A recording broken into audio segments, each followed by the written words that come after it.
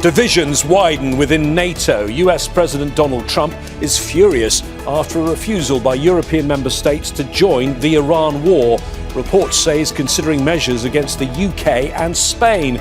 So how serious is the rift for the future of the military alliance? This is Inside Story.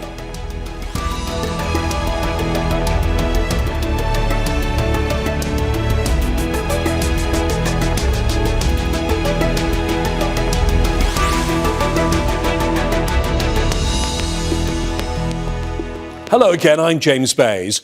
NATO's not formally at war, but internal conflict within the military alliance is probably the most serious since its foundation 77 years ago. At the centre is US President Donald Trump, furious at NATO's members' refusal to join the Iran war. Reuters is reporting that a Pentagon memo suggests he's planning to punish some members, particularly the UK and Spain.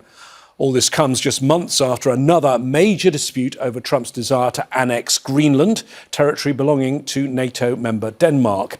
He's long complained about NATO members not paying their way at the expense of the US. European states are heavily involved in helping Ukraine fight Russia's invasion, the continent's biggest conflict since the Second World War. So how serious is the division within NATO, and are there long-term implications for the alliance and Europe? We'll discuss all of this with our panel of guests in a moment, but first this report from Alexandra Byers. U.S. President Donald Trump has spent a significant portion of his time in office making it clear he's not a fan of NATO. It's a grudge that seems to be getting worse. He's been threatening to leave the decades-old military alliance since his first term. Trump has accused member states of being freeloaders, benefiting from the might of the U.S. military, but not contributing their share. And in the last year, Trump's done more than anyone to test the alliance, even going so far as to threaten to take Greenland from Denmark, a NATO ally. But then the U.S. launched its war on Iran with Israel. Trump called on his allies to help and was infuriated when most didn't answer his call. He said the U.S. never needed them anyways. We spend trillions of dollars on NATO, and when we need them, which we never do, we didn't need them here either. To be honest, I was really asking because I wanted to see what they do. We didn't need them. We blasted the hell out of them, out of Iran. And the last thing I needed was NATO stepping in our way, because they're a paper tiger. Now, reporting from the Reuters news agency this week shows the U.S. looked into punishing those NATO members who didn't support its war. An internal Pentagon email outlines the idea of suspending Spain from the alliance. The Spanish government refused to let the U.S. launch attacks on Iran from its soil. NATO says there's no way to suspend or expel member states, and the Spanish Prime Minister has played down the threat. The position of the Spanish government is clear: full cooperation with its allies, but always within the framework of international law. The email also targets the UK, which has let the US use some of its air bases, but has refused to help in the Strait of Hormuz. The Pentagon brings up the option of reviewing US support for the UK's claim to the Falkland Islands in the South Atlantic. The UK and Argentina briefly went to war over the islands in 1982, and Argentina wants to reopen those negotiations. Those threats come just days before the UK's King Charles is due in Washington for a lavish state visit. As the alliance tries to weather the turbulence from Trump, it's also been working to strengthen itself internally. On paper, defense spending by member states is up dramatically. All met the target of 2% of GDP last year, compared to just 3% in 2014. And all except Spain have pledged to reach 5% of GDP by 2035. Trump can't leave NATO without congressional approval, but for many, doubts about U.S. commitment have already weakened the alliance. EU leaders are exploring a previously obscure mutual assistance clause already within the bloc, and there's talk of strengthening a so-called European pillar of global defense. Alexandra Byers, Al Jazeera for Inside Story. So the future of the NATO alliance, our subject for today's Inside Story, and for our guests who are joining us in London. Carne Ross, a former British diplomat and founder of the non-profit advisory group Independent Diplomat. In the US state of Colorado, Eli Bremer, a retired major in the US Air Force and a Republican strategist. And also in London, Pablo Calderon Martinez, head of politics and international relations at Northeastern University, London, and a specialist in European affairs. Thank you, all three of you, for joining us. Let me start with you, Carne. You are a former diplomat. You also have followed international relations and the history of international relations. In your view, is this NATO's worst ever crisis? I think without question it is. You have the most powerful country in NATO on whom, militarily at least, the alliance completely depends, saying he doesn't like NATO, attacking his allies in NATO, even threatening to invade the territory of NATO allies. It's not just the worst crisis in NATO's history, it's absolutely extraordinary what's going on. And I think the European allies, the Europeans themselves, need to draw the correct conclusions and disentangle themselves from their relationship with this presidency, with the US, which is anti-democratic, anti-human rights, led by a man who is an appalling misogynist, a racist, a danger to peace and security. Sorry, Carne, just be clear. You were saying the European nations should themselves, as a result of what you've just said, pull out of NATO? I think the Europeans need to be thinking about how to defend themselves without the US. I mean, what you call it, I don't know, but the EU is one vehicle for it, of course. But the Europeans themselves, particularly the most powerful countries, Britain, France, Germany, and Italy, need to be talking now about how to set up structures of mutual self-defense. Eli, let's talk about the latest storm, because there have been a number of Trump attacks, many Trump attacks on NATO. The latest is an internal Pentagon email, and I stress this has been obtained by the Reuters news agency, suggesting that Spain be suspended, reviews the US's position on things like the Falkland Islands, which is a US territory not that far from Argentina, and removing difficult allies from key NATO posts. I mean, this is pretty unprecedented, the sort of things that are in this internal memo, if it is correct, are they not?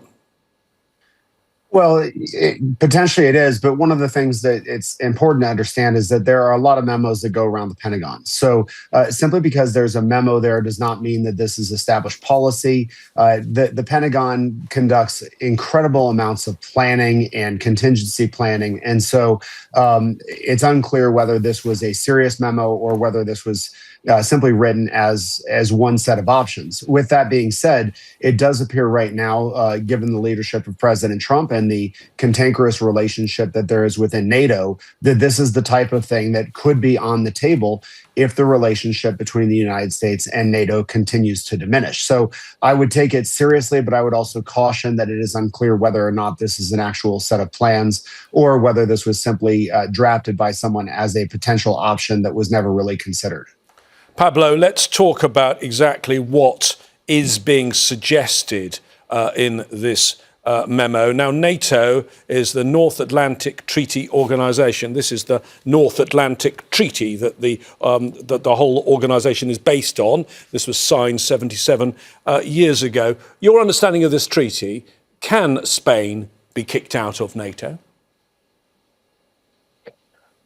Well, technically speaking, no. There is no legal mechanism in the treaty to kick any of the members out. I think there is a mechanism by which a specific member can withdraw itself from the organization, but there is no provisions, or certainly the conditions are not set out for a member to be kicked out.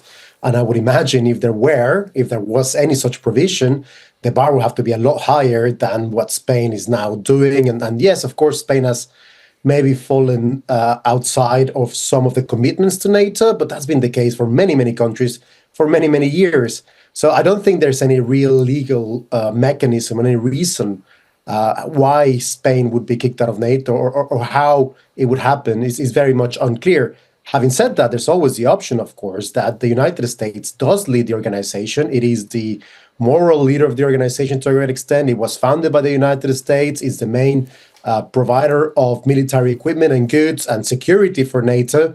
So it would be very hard to see how Spain would be considered a member of NATO. Why would it be in the interest of Spain to remain a member of NATO if the US made it absolutely clear that Spain was not welcome there?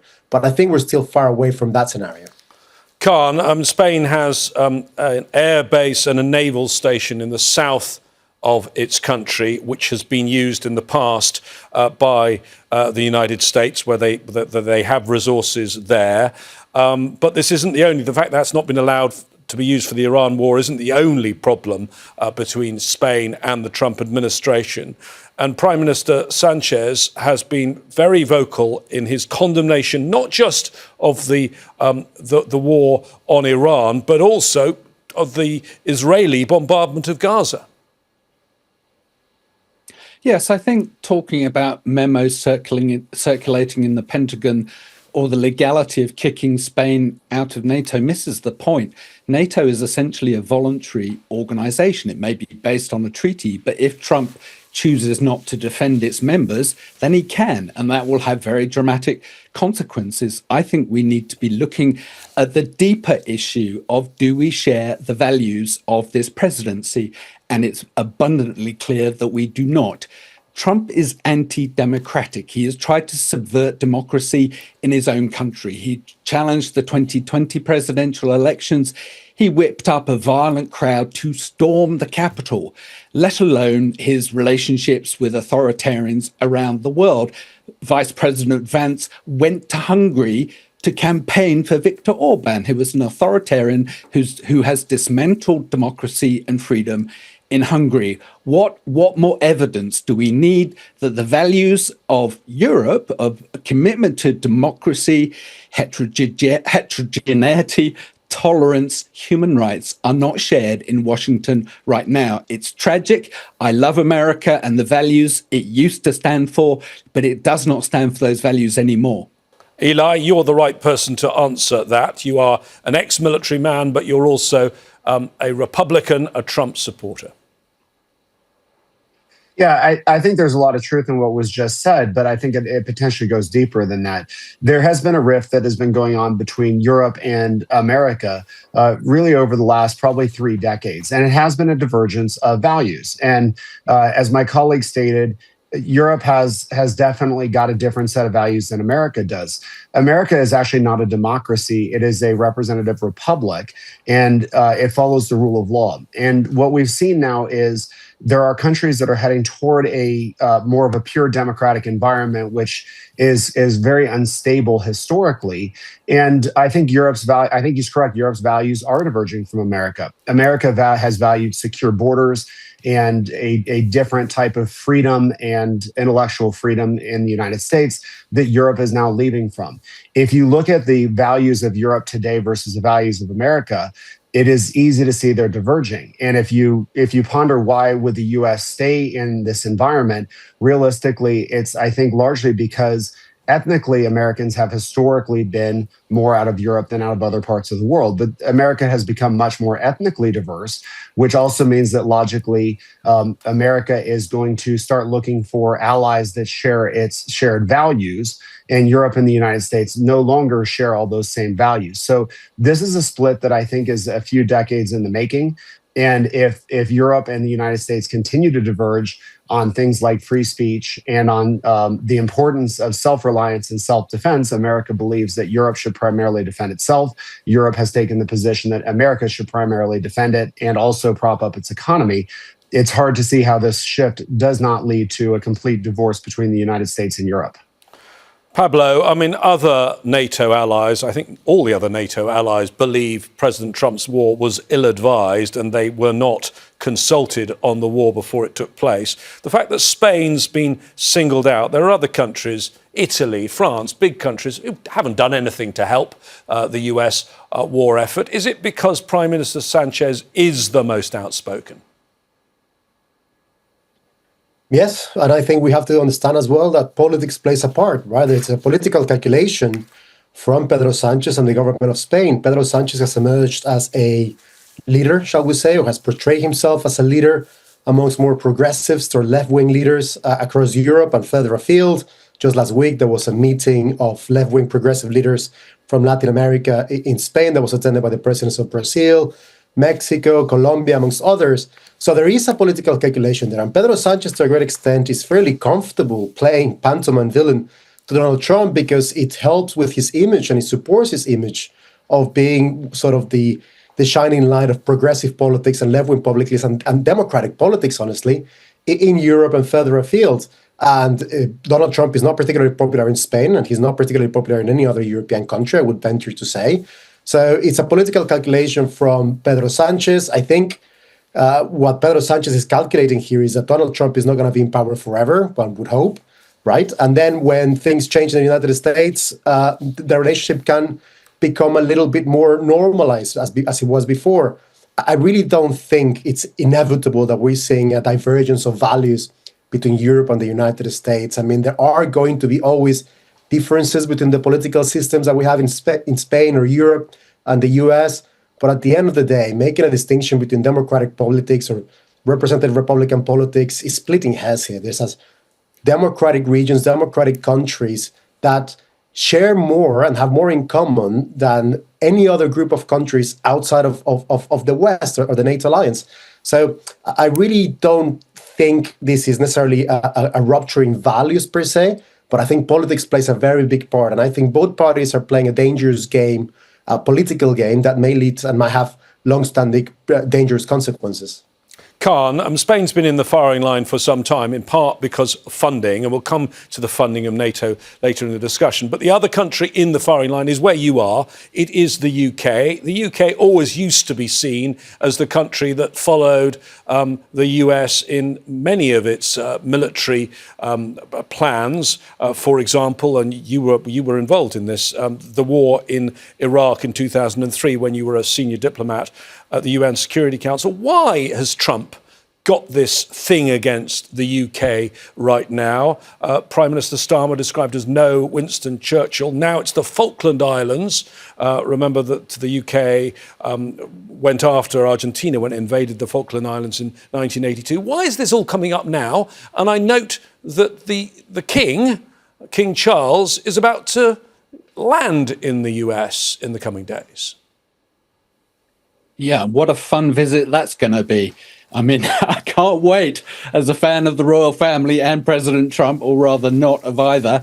But why Trump is picking on the UK now, I don't know. I mean, the UK's relationship with the US is rather unusual. I hesitate to use the word special, but the sharing of intelligence, for instance, I don't think it's equal by any partnership between the US and any other country, maybe Israel perhaps, but there's a deep bond of trust, particularly in the security realm. And for Trump to jeopardize that, to attack his closest ally in that regard, is truly breathtaking. And I think we need to see this for what it is. This isn't just a kind of little ripple in the sea of cooperation. It's something far greater that we have to respond to. And I think this discourse about legality, who contributes what to NATO, is really missing the point. Trump is an anti-democrat. There is a fundamental ideological difference between the Trump people, the MAGA movement, and the values of Europeans. It goes far beyond what kind of democracy, the structures of democracy that we have. There, I think the speaker from the US, our colleague from there, said it right. There has been a divergence of values for some time. I've lived for many, many years in America. I'm married to an American, and I've seen it for myself. Eli, I mean, it is interesting that this memo references the Falkland Islands and the US maybe not supporting the UK's sovereignty of the Falkland Islands, because the UK went to war over the Falkland Islands back in 1982, and it didn't invoke Article 5 of the North Atlantic Treaty. It didn't ask the NATO allies to come and help because it was outside NATO's geographical remit, just like President Trump's war on Iran? Well, geographically speaking, you're correct, but from a functional point of view, you're incorrect. Argentina, who is the opposing side of that conflict, posed no threat directly, indirectly, or in any way, shape, or form with any member of a NATO country. Yes, and the UK, and Eli, the UK didn't ask for any help at all. There is no precedent for the US asking for NATO to help in a conflict like this, is there? Well, the fundamental difference is that Iran has ballistic missiles that are capable of reaching the capitals of Europe, and they've got nuclear materials, even if they can't make a full-on nuclear bomb, they can deploy dirty bombs. So Iran had stated that it had malicious intent toward the United States and its allies. It has acted on that for decades.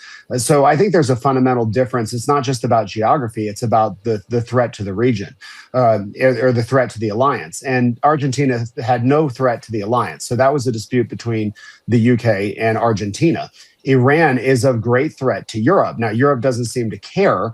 And again, this is where the cultural divergence is coming out. Europe created an alliance with Russia to acquire energy. They have been working with China on technologies that could subordinate them to China.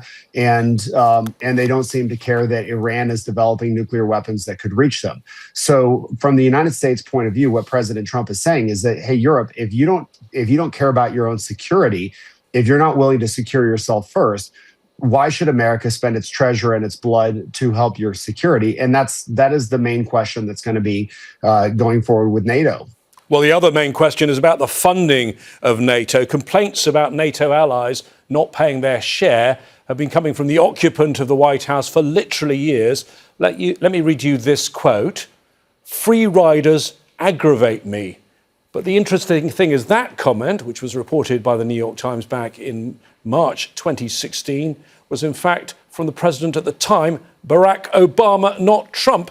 Pablo, Trump has a point here, doesn't he? Presidents have been complaining about this literally for decades. Yeah, for sure, there is a point there, and it's a valid point that some countries have not been spending what they're committed to spend in defense over the last few years. That is very, very true. But again, I think countries are within their right to select where they spend their money, and if they're going to be, receiving U.S. criticism, then so be it. But we need to remember as well that the budget of countries is not infinite, right? This requires political decisions. So whatever 1% of GDP you're spending on defense is 1% of GDP you're not spending building hospitals or social care or schools or whatever else you need, right? So countries are not just going to say like, oh yeah, let me just spend another few billion euros in military expenditure if they don't really think it's absolutely necessary. And I think that's the point Pedro Sanchez was making. Pedro Sanchez from Spain was saying we can still fulfill our responsibilities to NATO without necessarily having to spend more money or as much money as you want me to in defense spending. And I think that's also a valid point, right? And of course, in any partnership and in any agreement, there's going to be disagreements and there's going to be different points of view. This has been going on for a long, long time. But at the end of the day, the United States was the main architect of the NATO alliance, and the United States remains the main actor of the NATO alliance. So really it's up to them to maintain the coherence of the alliance. And I think more than an issue of expenditure, more an issue of what's being spent or what is not being spent, I think the problem from NATO and the problem within NATO is that it's lacking a clear sense of direction and a clear sense of reason of existence, right? NATO was created to fight communism during the Cold War. There's no longer communism, there's no longer Cold War, and it's been struggling for the last 30 years to really find a very reason for its own existence. Now that the defense interests between the US and Europe are diverging, we see this crisis within NATO, but I don't think necessarily has anything to do or just solely to do with who's paying what when. Carne, I mean, NATO members have upped their spending a great deal, up 20% last year in 2025, the European members of NATO. But is there a real possibility, do you think, that President Trump could, when he goes to the NATO summit, takes place on the 7th of July this year in Ankara in Turkey, he could pull out? And however much they've increased spending in the last year, they are not ready to run their own defence because they've relied for 77 years on the US, and it takes many years to rebuild your defence arrangements. Well, if he does pull out, Lord knows whether he will or not, the people rubbing their hands will be Vladimir Putin and Xi in China. Authoritarians, aggressive lawbreakers around the world will be delighted. I have to take up something Eli Bremer said, which is an important point. He claimed that Europeans are happy to see Iran develop nuclear weapons. That's simply not true. Europeans believe in a diplomatic solution. There was a diplomatic agreement forged by an earlier US administration, the Obama administration, that successfully restrained Iran's nuclear program. It did so peacefully, without military assault, without illegal military assault. So there is a difference right there. The US believes in military attack and military solutions. Europe believes in legality. So there we see the difference. As for your point about whether what the consequence would be if Trump withdrew from NATO, Europeans, remember, do have substantial resources. They have hundreds of thousands of troops. They may not have some of the sophisticated capabilities the Americans have, but I think Iran and Ukraine are showing that sophisticated capabilities alone may win the battle, but they're not winning the war. Eli, do you think it's a realistic possibility that he could try to pull out? I say try because there is legislation, and remarkably, legislation was co-sponsored by Marco Rubio, who is now his Secretary of State and National Security Advisor, one of his most loyal allies. But that says that the president can't pull out. But if he wanted, he could hollow out NATO, could he not? I think that's an accurate assessment. I think legally pulling out would be dubious at best, but substantively pulling out would not be. And I'd like to point out that in all the discussions, it seems like there's an agreement across all three panelists here that if the U.S. were to pull out of NATO, the loser in that would be the European countries. It is unclear, I think, from the United States point of view, what benefit it gets anymore from NATO. And so that is really the subtext under which this is all taking place. So I think because of that underlying logic, the current president of the United States is looking at that and saying, what damage is done to the United States if they pull out of NATO? Is the United States any less secure? Do we have a diminished military power? Do we have a problem with force projection around the world? And right now, it's hard to argue that the United States sees a substantive problem with that. However, it's clear to see that there would be a problem on the European side. Eli Bremer, Pablo, Calderon, Martinez and Carne Ross, thank you for joining us on Al Jazeera. For further analysis on this story, or to find the breadth of other material we cover, have a look at our website, aljazeera.com. As ever, we'd like to hear your views. Post on our Facebook page. That's facebook.com/AJ Inside Story. On X, look for us at AJ Inside Story. For now, that's it from me, James Bays, and the team here. Don't go anywhere. Al Jazeera's coverage continues in just a moment. Stay tuned.